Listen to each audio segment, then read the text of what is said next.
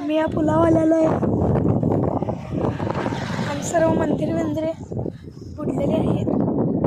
हे बघा आपण बघू शकता सर्व नदी पाक भरलेले आहे। हे बघा ते मंदिर बुडलेले आहे। आम्हाला हे पटत नव्हतं की जास्तच वाढले पाहिजे, पण बघतो तर जास्तच पाणी वाढलेलं आहे।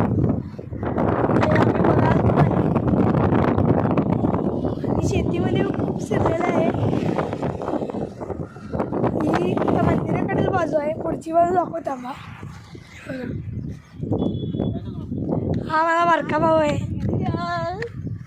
हे बघा पाणी बघू शकत असता, एवढे लांब लांब गेलेले। आज मी, माझा भाऊ, मामा, मावशी पाणीच बघायला आलतो।